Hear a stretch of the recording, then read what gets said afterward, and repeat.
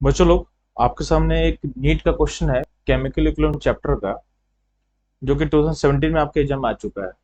इस क्वेश्चन में आपको तीन इक्वेशन दिया हुआ है।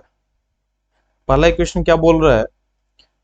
N2 plus 3H2 gives ammonia, और इस इक्वेशन का इक्विवेलेंट कांस्टेंट दिया हुआ है K1। नेक्स्ट क्वेश्चन क्या है?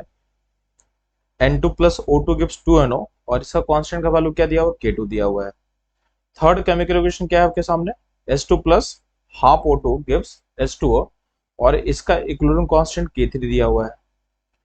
अब इस क्वेश्चन का डिमांड क्या है कि हमको निकालना है 2 ammonia plus 5O2 gives N2NO plus 3 water. इस केमिकल इक्वेशन का हमको इक्विवेलेंट कांस्टेंट निकालना है।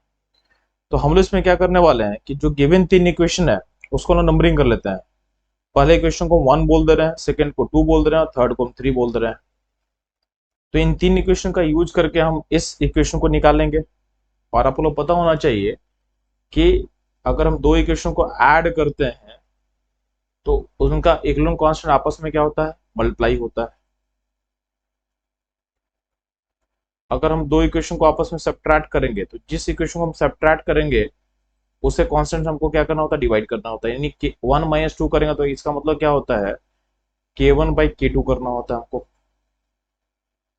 और अगर हम किसी भी केमिकल इक्वेशन को मल्टीप्लाई करते हैं किसी नंबर से, मान लेते हैं इक्वेशन 1 को मल्टीप्लाई किए 3 से, इसका मतलब क्या होता है कि इक्वेशन 1 के कांस्टेंट को हम उस नंबर से के पावर में डालेंगे।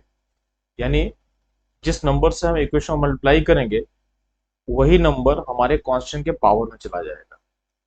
अब ध्यान देना, जो गिवन थ्री इक्वेशन है उसका यूज करके अगर हम इस इक्वेशन को डिराइव करने की कोशिश करें तो सिंपली ध्यान देना, आपका जो डिजायर्ड इक्वेशन है उसमें अमोनिया लेफ्ट साइड में है और अमोनिया आपके फर्स्ट इक्वेशन का राइट साइड में है। इसका मतलब हमको पहले इक्वेशन में क्या करना पड़ेगा? फर्स्ट इक्वेशन को माइनस साइन से मल्टीप्लाई करना पड़ेगा। ठीक है, आपका देखना डिजायर्ड इक्वेशन में NO कहाँ है? राइट साइड में है।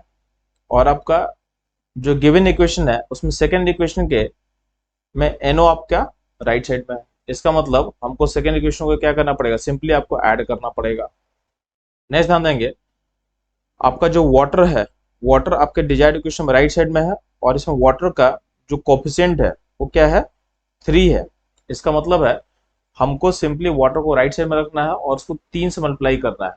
वाटर आपका गिवन इक्वेशन में कहाँ पे है? तो थर्ड इक्वेशन में वाटर दिया हुआ है। तो हम सिंपली क्या करेंगे? थर्ड इक्वेशन को 3 से मल्टीप्लाई करके ऐड अप कर देंगे। यानी हम इक्वेशन को 1 को माइनस से मल्टीप्लाई करके ऐड कर रहे हैं, इक्वेशन 2 को सिंपली ऐड कर रहे हैं, और थर्ड को क्या कर रहे हैं? 3 से मल्टीप्लाई करके ऐड कर रहे हैं। और ऐसा करने के बाद हम देख रहे हैं कि मेरे को गिवन जो मैं डिमांड था वो मेरे को मिल जा रहा है। इसका मतलब है जो इक्वेशन हमें चाहिए उसका जो कांस्टेंट होगा उसको हम K बोल दें अगर, तो बेसिकली होगा K2 इंटू K3, और क्योंकि थर्ड इक्वेशन को हम 3 से मल्टीप्लाई कर चुके हैं तो 3 कहाँ जाएगा? उसके पावर में जाएगा, और डिवाइडेड बाई क्या होगा? डिवाइडेड बाई K1 होगा।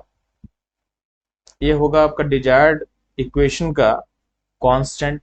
तो अगर आप देखोगे तो ऑप्शन जो बी है, बी आपके लिए करेक्ट आंसर होगा।